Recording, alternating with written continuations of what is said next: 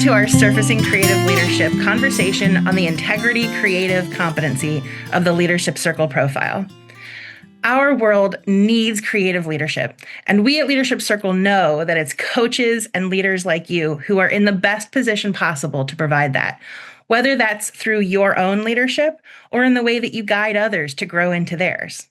With our Surfacing Creative Leadership series, we're hosting an ongoing conversation to unpack, demystify, and surface insights within the dimensions of the LCP, one dimension at a time. Today, we're exploring integrity, which measures how well you adhere to the set of values and principles that you espouse. In other words, and this is a phrase that we use a lot around Leadership Circle, it's how well you can be trusted to walk the talk. To get us started, we'd love to hear from you. How does integrity show up in your leadership or in the leaders that you're coaching? Please put your thoughts in the chat. And while you're doing that, it is my pleasure to welcome and introduce our featured coaches today, Luis Fernando Valderrama and Andres Montoya. With experience as an entrepreneur, consultant, university professor, and executive coach, Luis partners with leaders and teams to navigate complex challenges, change, and transformation. An empathetic and courageous coach, he helps clients deepen their self-awareness, connect with their values and purpose, and expand their leadership impact. Luis is recognized for creating a space that's both supportive and challenging, enabling leaders to face their obstacles and overcome them. He works with execs and leadership teams and organizations across private, public, and social sectors in numerous countries and industries around the world. And with more than 30 years of corporate experience, including 15 in senior leadership roles himself, Andreas brings a unique blend of executive insight and transformational coaching expertise to his work with leaders.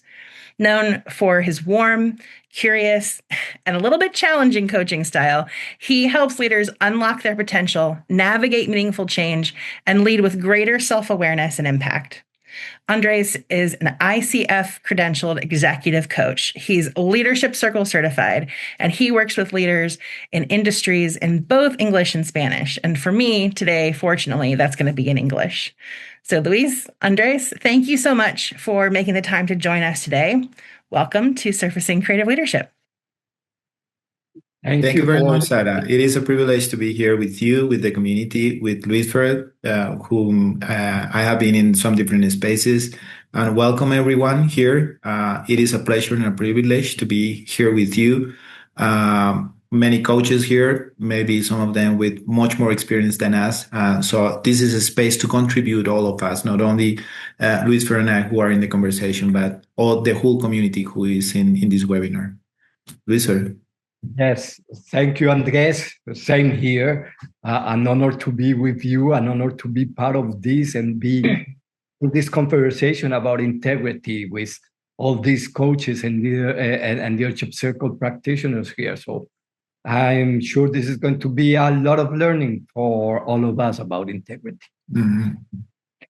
So to start us off, when we were in talks for preparation for today, you two suggested that we try something a little new to get a sense of where everyone on the call is in terms of their understanding of this dimension of integrity. So folks, we're going to build a word cloud. Megan, Crystal, if you could drop the Menti link in the chat, that'd be great. I'm going to share my screen so that we can watch our word cloud come to life. Let me make sure that I'm finding the correct screen. But give it some time so we have a little bit of surprise when we see it. Okay. Well, then maybe I'll stop. I'll stop and I'll just ask the question first. Let it begin and then show it. Okay. All right. Thank you for the tip. So the question that we're trying to ask is really, what is the word or words that come to mind when you think integrity? If you follow the link, then that will prompt you. There are a few fields that you can fill in, or I see already a couple of folks dropping it into the chat as well. And I do see our word cloud populating, so I'll share it in just a moment. Anything that you two want to add while folks are dropping in their words? Well, I already see a couple in the chat: honesty, trust, consistent, truth, So I would encourage people to do it on the Menti so it gets into the cloud. All right. I think there are some good responses in there, so I'm going to go ahead and share because we can watch it grow as it continues to develop. Oh, wow. So we This can is see wonderful. honesty in the center and honest right next to it. Courage, reliable, consistency. Values, truth. I love having trust next to honesty, which is one of the biggest one. The good thing about the word cloud is that the bigger the word is, it means that more people have chosen that word. So the two that are more common here is values, honesty, trust, and coherence. Mm.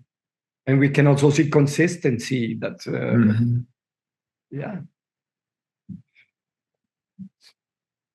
So this shows us that there are several words that we associate to integrity. So this is an important way to start the conversation. What is integrity to us when we're with a leader? And what is integrity? Bringing the leadership circle definition that Megan just mentioned, Sarah just mentioned to all of us. So maybe that's the perfect entry point then, and I'll just leave the word cloud up for another moment or two while you start thinking about this question. But when you're debriefing, when you're coaching and working with leaders, how do you introduce them to the integrity dimension? Do you want to start with? Okay, I would always start by helping my leaders recognize where integrity is located.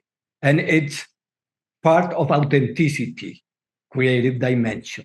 So it has to do with how we show ourselves to the world, how we show our true self. So it's important to consider that it is part of authenticity. And then it is to have this conversation that we're having here. It can mean many things. And I ask my leaders, what comes up to you in your mind?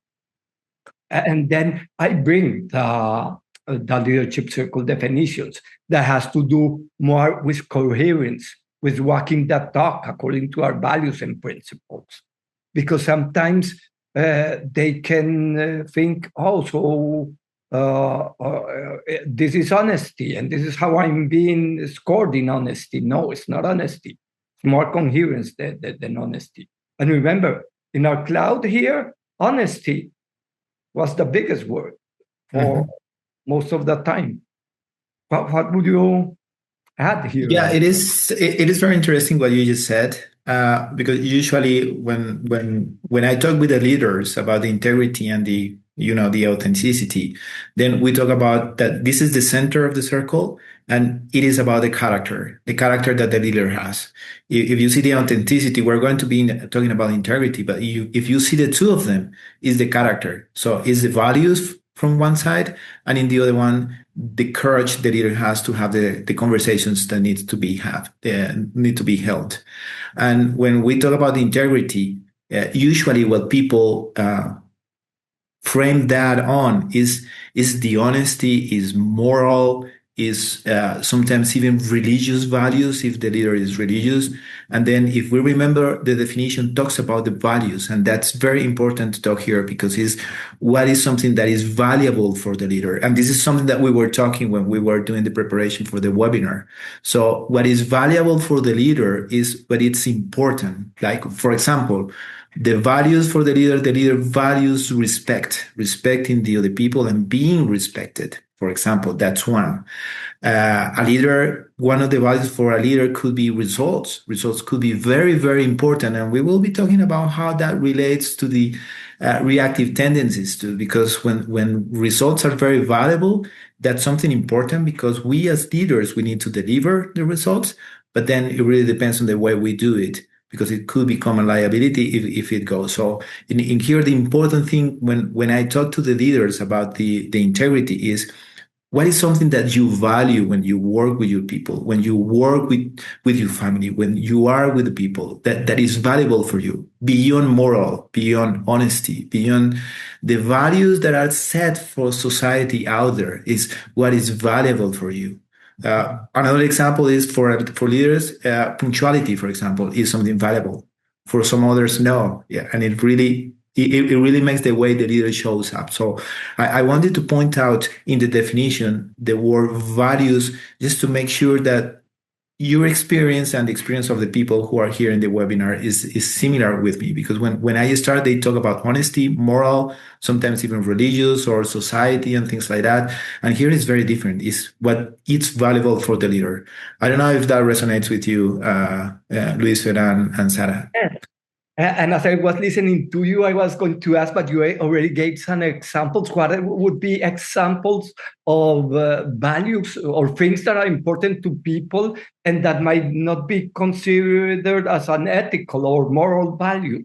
You mentioned some, but maybe let's bring, for example, I remember a leader that adventure was very important for him, being adventurous. And that's a value if it's important to you. Curiosity can also be one. I don't know what else comes up to your mind, or what else examples have you had in working with leaders? Yeah, for example, some of them for them is important. Innovation, creativity. You have talked about that, but that is important.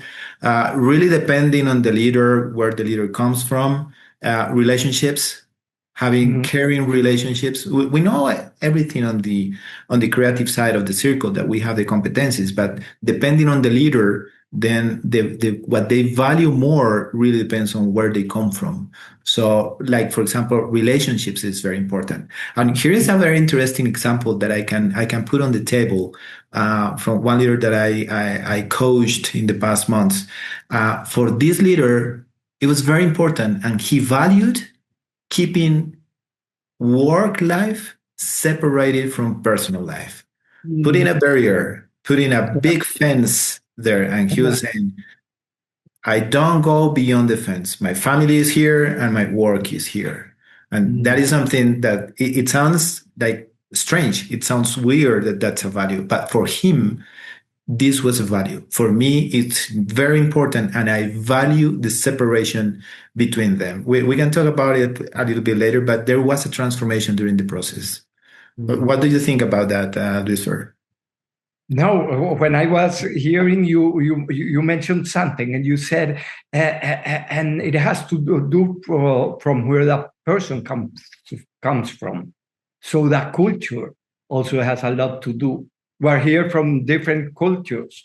I see people from many places here. So in our culture, integrity may be something, may mean something different to somebody in another culture.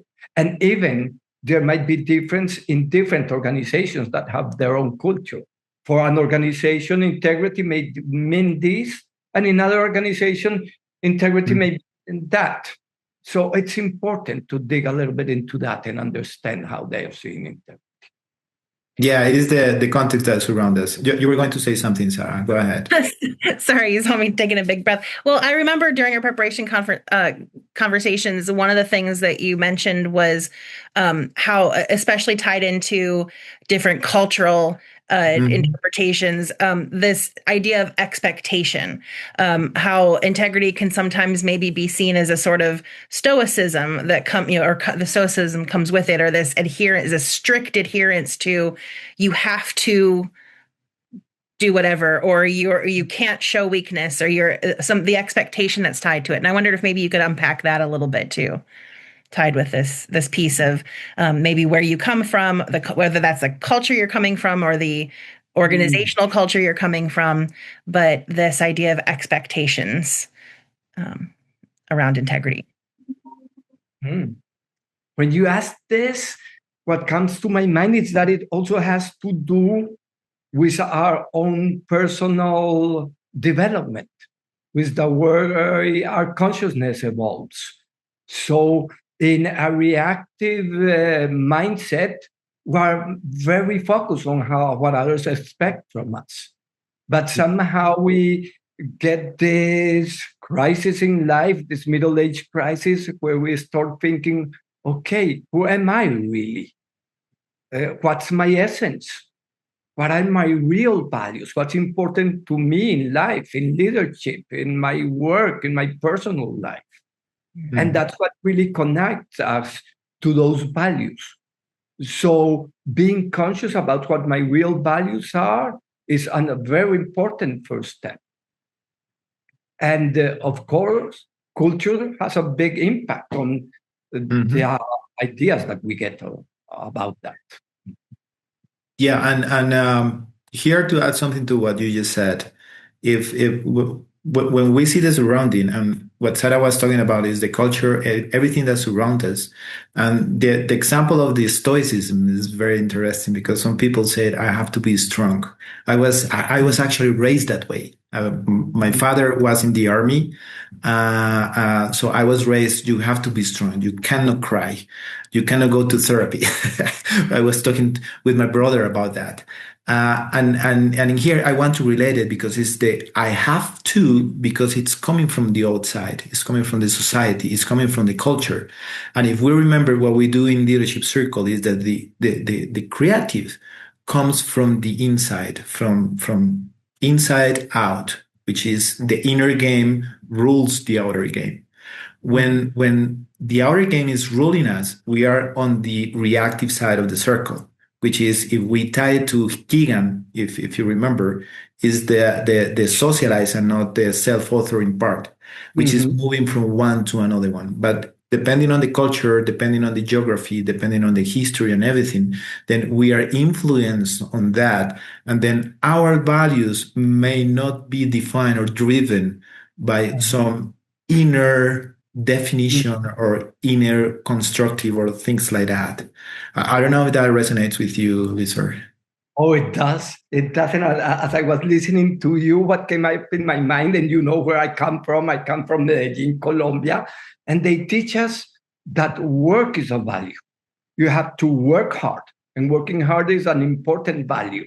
So anything that goes against that, that shouldn't be. Having fun, having a life balance might go against working hard. So culture has a strong impact on the values that we bring to our lives. Yeah. Go ahead, Lisa. Sorry, I interrupted. And then comes when we really start reflecting, okay, what do I really want? The self-altering part that you just mentioned. And there we start finding the balance also that we need with many of these values. For example, for me, respect was a tremendous value. And it made me very compliant and very not going to conflict. And somehow I had to learn that being assertive was not being irrespectful, that giving good, honest feedback was not being irrespectful. So it's a way that you somehow work on your values to make them somehow fit better with who you are and what you believe in. Yeah, and that is the definition of the values. And here, if we remember in the word cloud, we saw the word coherence, which is very important because sometimes we say that our values are something, but then our behaviors show and we're perceived in a different way. And that's when we have the difference between our self-evaluation and the evaluators' evaluation, and we have a gap between the two of them. That the perception from the outside is different from what we're saying. And that's when, for example, people say that my value is respecting the people, but they lose control. Like when there is pressure and there is a time in which something is not going very well, then people feel the pressure and then they are not composed. They just sometimes scream, they don't balance and things like that. That's when integrity starts showing a gap between the self-evaluation and the evaluators, which is it's very interesting when it shows up. I don't know what your experience is when you have the difference in that gap. Well, actually, if I can just jump in because Yes, it's please. I want us to get to a couple other things, and I know you both have or some leaders to talk about and some experiences to talk about. So that seems like a perfect segue into using integrity in this dimension, even looking at that gap between a self score and an evaluator score as an entry point to coaching conversations or to a debriefing as a conversation starter.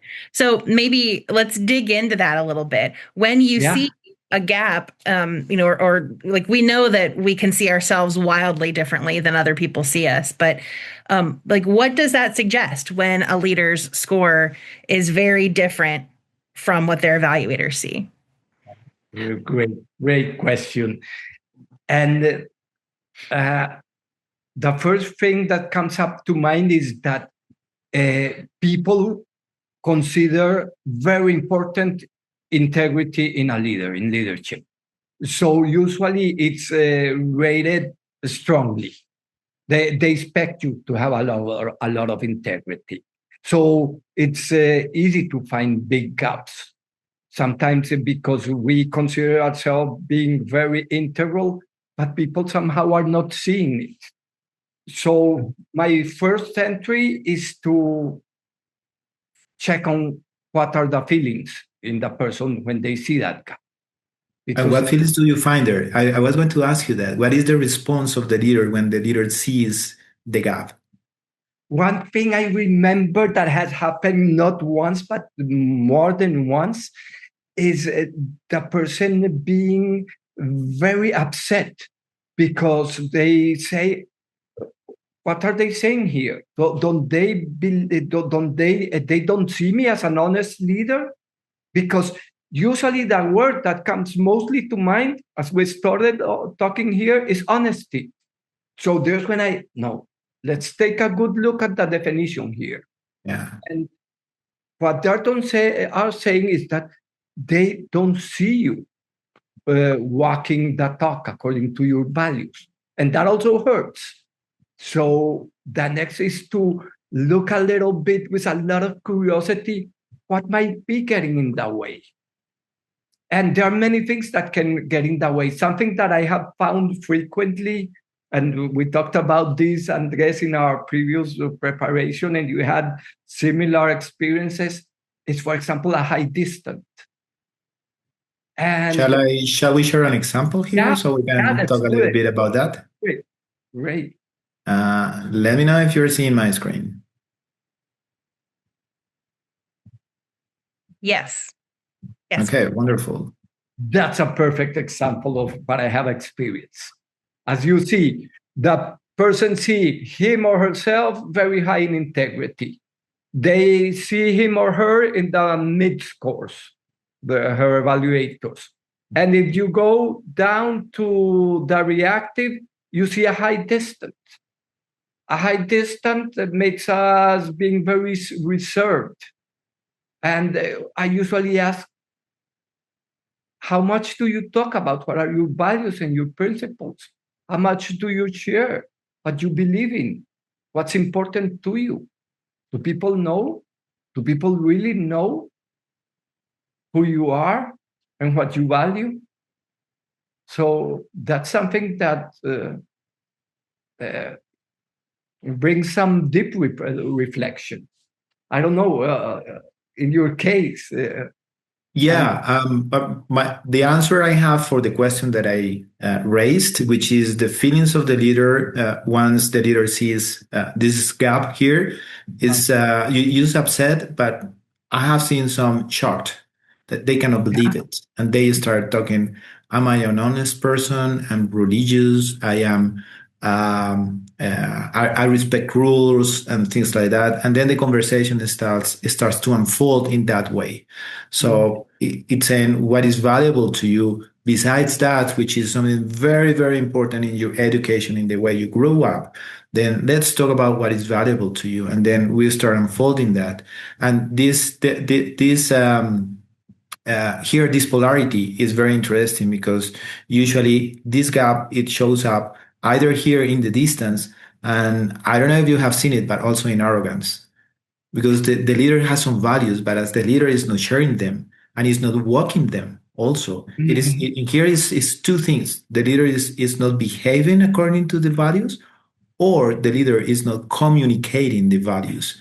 People know what they value, so they are seeing distant, cold, aloof, and sometimes even arrogant. This is a polarity that is very common on what I have seen when we have this situation here of this gap. And you can see also in this leader, the courageous authenticity, there is also a gap.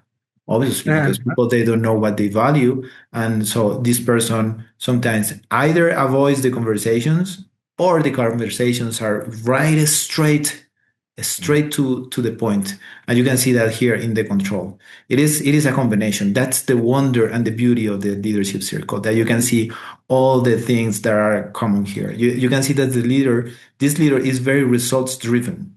So, but it's seen also as distant. And here is the gap between the integrity between the self-assessment and the others' assessment. And this could be a situation to explore how the person explores or embraces the conversations about results, about the other stuff, how this person cares about the people. And take a look at the caring connection here, the impact. Everything goes together there. It is a beautiful conversation here, mostly to explore, to see what the leader values and what people are perceiving. So integrity is the center, is the character, and it drives a lot of conversations here.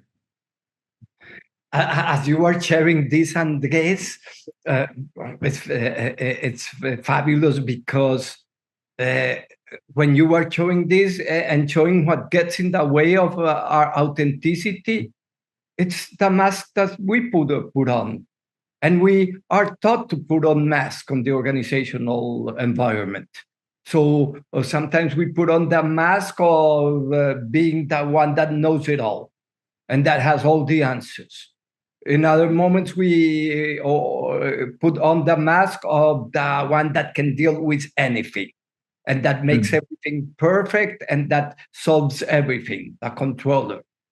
Or maybe we feel that we have to put on the mask of the good guy, the nice guy, the one that never disturbs, the one that always complies, the one that always does things correctly, always says yes, and never gives a problem. Yeah. So, it's a wonderful look. Okay, what are the masks that are getting in the way of your authenticity?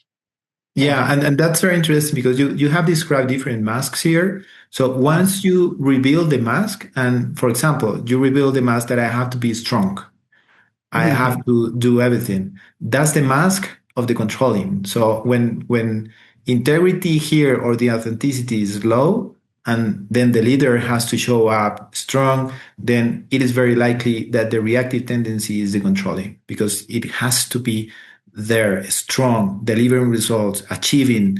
If we remember, here is the fear of failing, and in the control.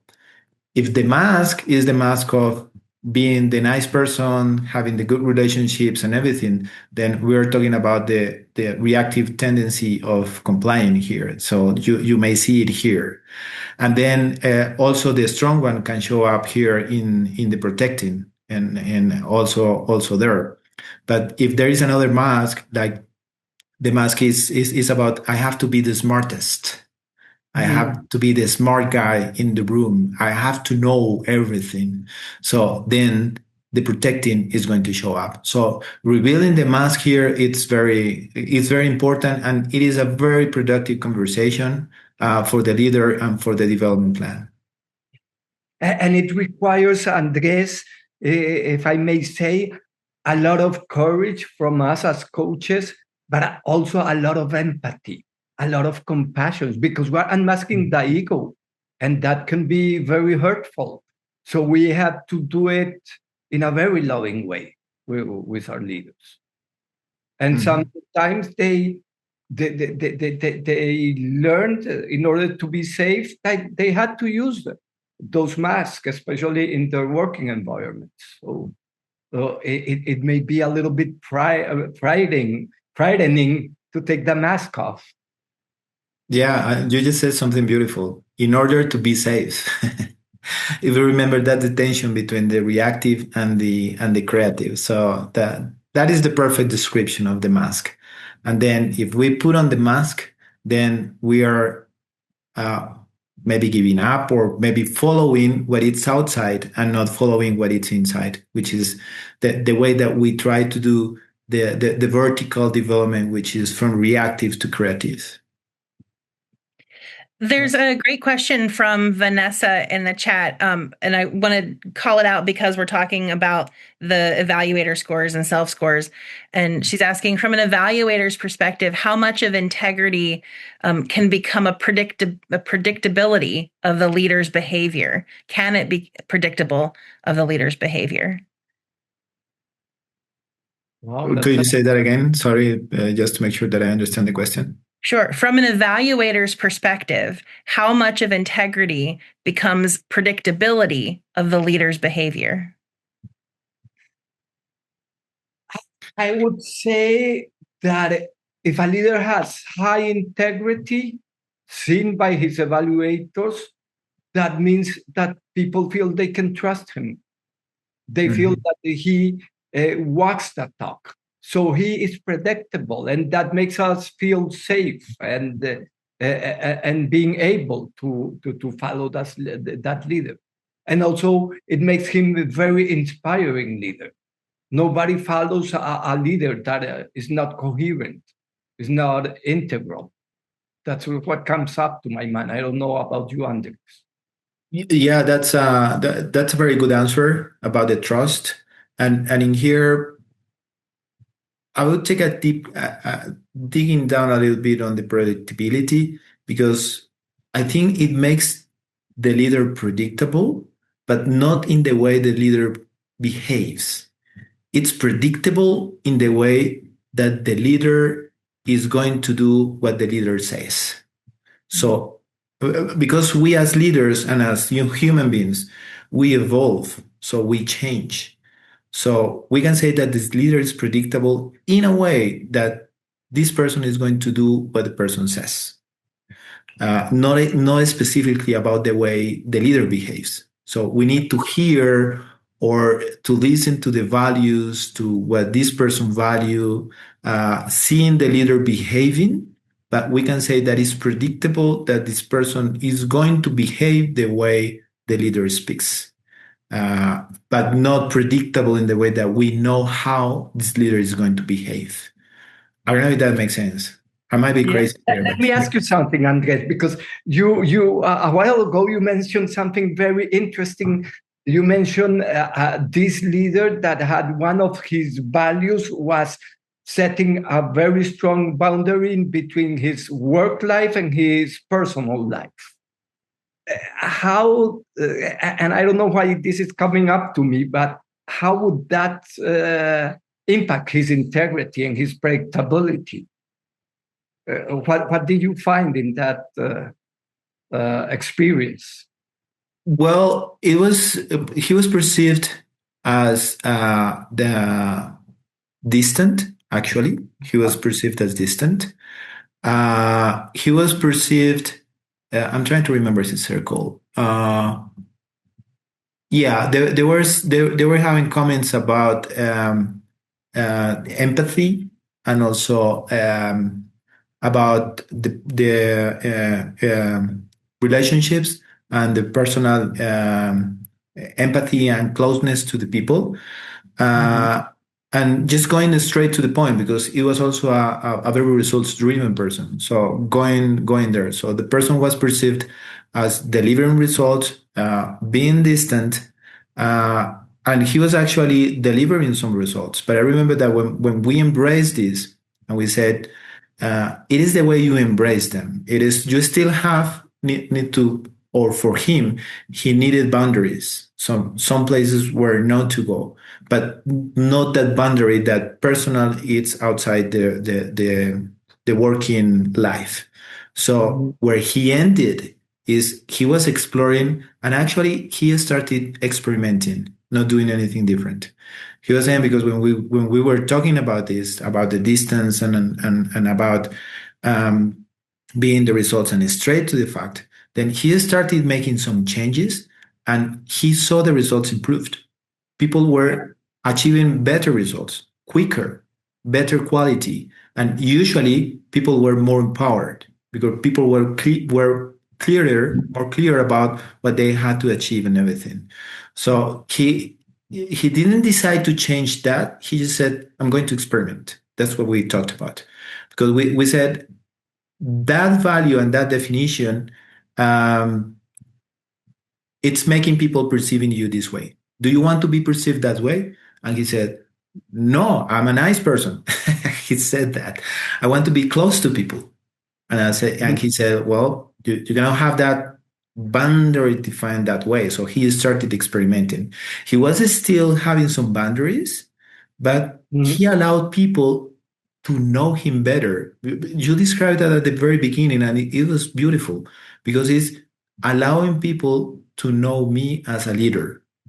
And that means that I need to let people know me a little bit as a person, with boundaries, but as a person.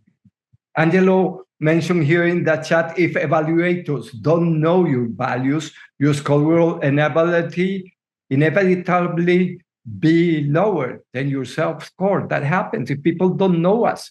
We need to show our humanity and ourselves a little bit. Great example, Andres. Mm-hmm. So you just are talking a little bit about this leader, Andres, who experimented. Getting into some tactics for coaches helping leaders, or for leaders who are trying to work on their integrity dimension of their leadership. If somebody wanted to improve either their, the way that they scored themselves on integrity, or the way that others perceive them with this dimension, what are maybe one or two small or high impact experiments or practices that you'd encourage them to try? The way I approach it is usually first, just explore the values, saying, usually, well, my experience is that leaders, they know their values, but they haven't written them down. So having in black and white makes reflection go deeper, being more conscious about that. That's the first step. Define them, and then define them not on the way that we were talking, which is honesty, ethics, and society and things like that, is what is valuable for you. So just write it down and explain it to me, and then keep that explanation for you. That's the first step. And the second one, which is very difficult to go in, it's the fears. What do you fear when you talk about your values? And then the conversation starts unfolding, going into the reactive. And really, you can tie it up to either control, protection, or compliance. So that's kind of the two things that I start doing when we talk about integrity. I don't know you, Luis. I agree a lot with all that you are bringing. For me, it all starts with helping the person, the leader, see how well he knows himself. Because if we're talking about being authentic, then who am I when I am authentic? What shows up? And in that, do you know what your values are? Are you clear and conscious about your values and how you show them? And something that I would add, it's understanding also how is that context impacting that. Do your values go in the way your organization's values go? Or sometimes when I find a big person having especially a low self score in integrity, just because there's something going on in his moment in life that somehow he feels that where he is at the moment, he can not bring his values completely. Maybe there's a difference Yeah. in his values and his organization's values or his boss's values. There was also a question here when leaders' values versus employees' values are different, can sometimes cause problems in the workplace. So, Yeah. asking a little bit about that. How are your values perceived? How well can you honor your values in your workplace with your boss, with your bosses, with your direct reports, with your peers? Mhm. And that also takes us to seeing the differences between the different types of evaluators. That's also very interesting. Yeah, and one thing that I just remember that we talked about before, it is exploring the body. So when we have our values and we have defined them, our consciousness about our values and what we value, our integrity and everything, it really shows up in the body, in the body. So whatever way, if something is going against our values, we feel it. Some people feel headache, they feel it here in the throat. Usually, very common that people feel it here in the stomach, up in here, and also when people feel other ones align with the values, they feel it in the body too. That's like the joy that they feel in the heart or whatever. So the other practice is observing the body sensations and what the body sensations are telling us. Because usually the body sensations is telling us if we're going to the reactive down the line or if we are going into the creative, which is above the line. Yeah. And checking on the feelings also give a lot of information about that. Yeah. When you were mentioning that, I was thinking here behind a burnout, there might be uh, uh, a moment in life where I'm not being, I can be myself, and I cannot honor my values. So somehow the body finds its way to close out or to shut down and get away from that. Well, I love this. We have about 15 minutes left until the top of the hour, and so I want to make sure that we have a little bit of time for Q&A too. So I'm going to just put a quick reminder to everyone on the call: if you have questions, please drop those in the chat. And maybe before we jump into the Q&A, I just want to ask a couple of other things. So we've talked when you Andres, when you showed the profile, you walked through a couple of pairings. You talked about integrity's relationship with distance quite a bit, a little bit with arrogance, and a couple other things. I'm just wondering, are there other pairings or relationships with other dimensions that you think are particularly significant or worth looking at when you're investigating integrity with a leader? Well, usually the natural polarity is with protection because in integrity that goes well, authenticity. It goes with courageous authenticity. It goes with protection because and not having the conversations or having low integrity means that we're just keeping the distance. We are not showing ourselves and it really goes it is natural that we want to be the smartest. If you remember, the protection dimension is the one that it's the mind, compliance. Compliance is the heart, um, protection is the mind, and control is the willpower. If we remember, those are the things assigned to that. So the natural relation between integrity will be protection, but usually there is a relation with the other ones. As I said, distance because I need to keep the distance because I need to deliver results. I cannot have relationships. I cannot give myself permission to waste time on relationships while I have to deliver results. So it really depends on the unique definition of the person, on the unique situation of the person, which let's remember that the LCP is something that it's very specific for the time being when the LCP is being held. So it's really the situation, but usually the relationship is with protection directly, but you can see on the other two reactive tendencies. I would add to that, Andres, because there's a lot of wisdom on the way the circle is organized. And I agree with what Andres is bringing. And the ones that are right next to it, I think, have a lot of impacts. In compliant, we have the passive right next to protection.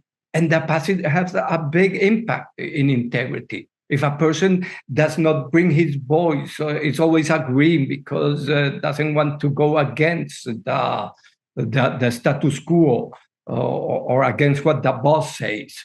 That shows lack of integrity. And on the other side, we have controlling, and right next to protecting, we have the autocratic. If I don't, I'm always saying what needs to be done and how it needs to be done, and not giving people, not having openness for other people to intervene, decide, give their opinions. That also goes against integrity. Yeah, and here maybe to add, it is very important. If you remember in the debrief, we usually go for the leader's context. It is very important to tie the context up, because the context is very important on how we can find relationships between the different dimensions. So the direct relationship is protection, and the two on the sides. I think that's very, very valuable, Luis, for what you just said. But just take the context of the leader, where the leader is coming from. How was the leader educated? What are the values in the family, in the companies that the leader has worked for? Things like that. And then it is our duty to connect with the leader, seeing that context, and then see where the conversation goes. In here, really, as coaches, the important thing is that we connect deeply with the leader, and then feel what the leader is feeling, and then take the conversation where it has to go. Yeah, being very curious, very curious. I love that. There's so much good meaty stuff in what you're saying. We've had a couple questions come in, so I'm going to go ahead and jump into the Q&A part of this.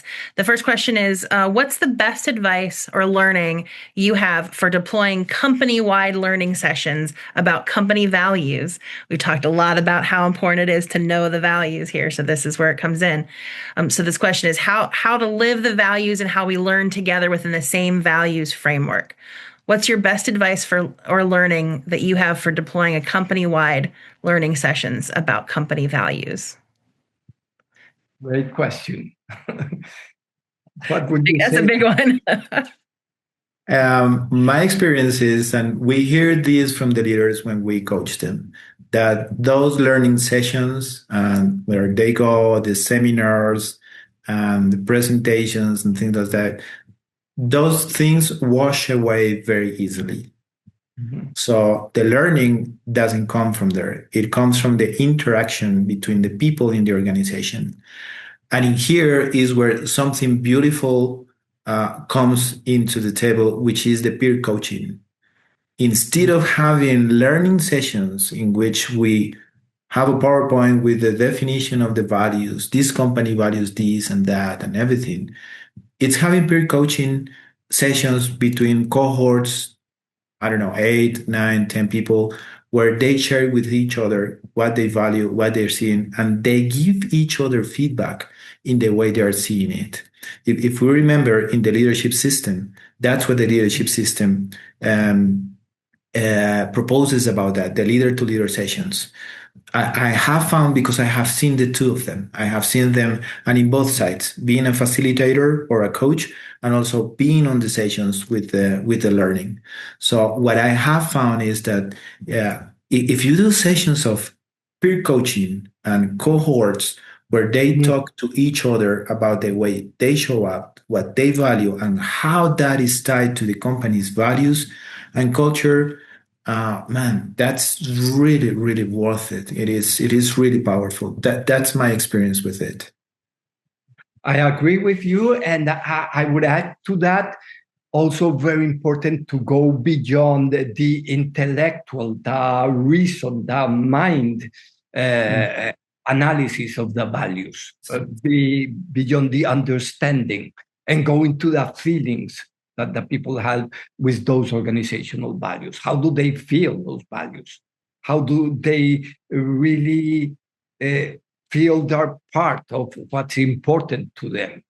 Because values have a lot to do with what we feel. We have to feel it's important to us. It has to make us that we want them, we need them, we want to have them. Does that happen in the organization? That happen with your teams? Do you people really believe in this? So it's not only knowing them and being able to recite them, it's feeling them in your heart. So going into that is very important for me. Okay, here's another big one. This is coming from someone saying, I consistently see people in an organization with high integrity, yet low courageous authenticity. Most of these people seem to have high conservative reactive scores. Does this make sense in this culture? Maybe, have you seen something like this? What might this be, and what tactics might be useful or helpful? What comes out of my curiosity with that example you are bringing, it's where are the integral conversations happening? And what's the fear that does not allow for those conversations to be somehow more open and courageous authenticity to be seen?